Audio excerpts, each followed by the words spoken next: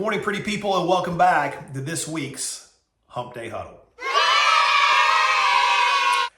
This is the first huddle I've done since I lost my buddy Owen, and you can see a picture that a friend of mine got for me. I'm hanging it right there above where he would usually be sitting or lying down. So he's still here in my heart, watching over me from somewhere.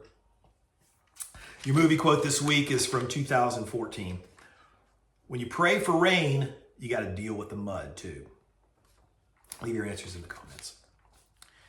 Your nugget of awesomeness this week is called Make No Your Last Answer.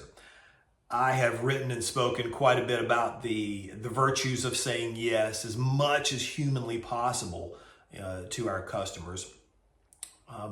But we all know that there are times that you have to say no.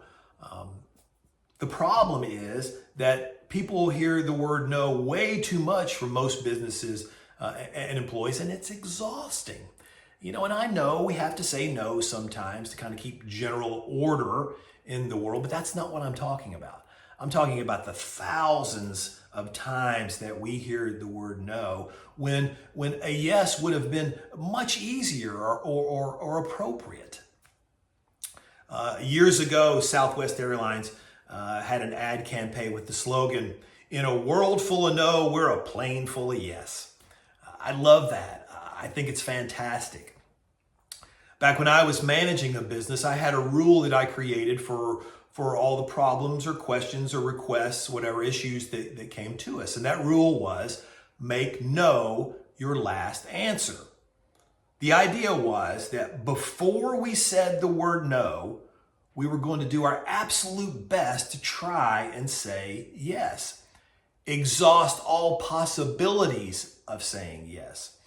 And maybe most importantly, we were going to do it right there in front of the customer so that they could see and feel how hard we were working for them. I mean, we've all been to a business or been dealing with an employee that made absolutely no effort to try and say yes. Sometimes the opposite. I mean, you could see it in their body language or hear it in their voice. I mean, they can't wait for you to finish your sentence before they can bust out that hammer no, right? I call those people professional no-ers, all right? Don't be a no-er.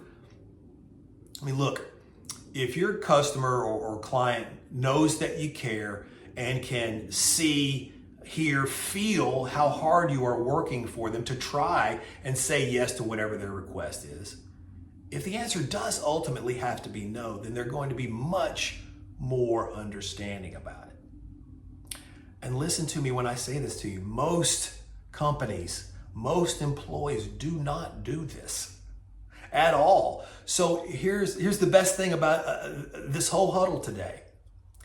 In a world full of no, you get to be the bright, shiny yes that stands out from everyone else. Make no your last answer. Thanks for coming out. I'll see you again next week. Reach, grow, do.